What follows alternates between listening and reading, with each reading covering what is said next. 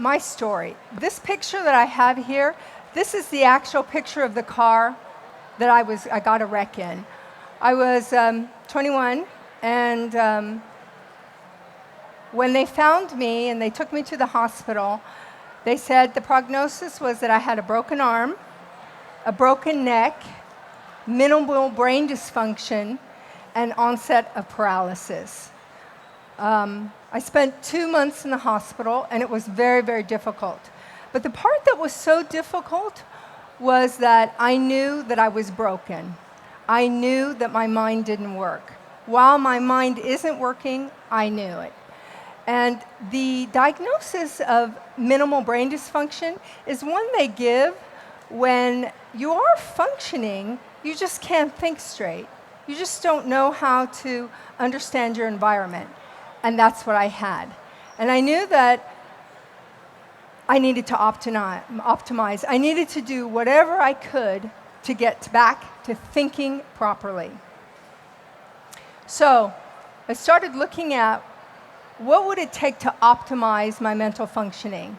And as I did so, I started thinking, what are the limits to my mind? How far can I go?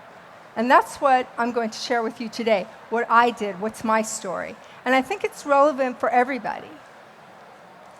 So, the mind and the brain, how are they related? The picture that you see up here is that of a stream bed and a stream.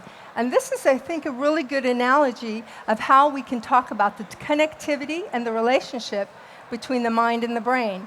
You see, for me, the brain is the substrate. It's the stream bed with the rocks and the twigs and all the other physical objects within it.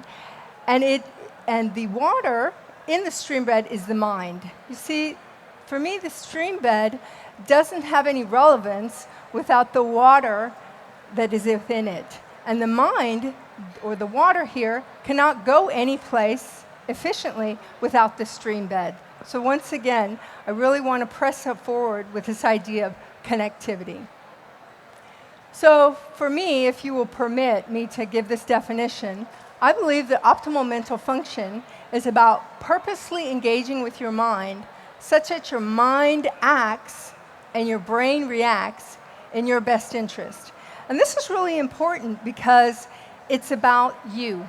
It's not about comparing yourself to anybody else, not to me, your mother, Einstein, anybody. It's about understanding how far can you go in your own best interest. And so we'll talk about that. You do have the tools at your disposition already. And these tools are located within your mind. You just have to know how to access them and to utilize them.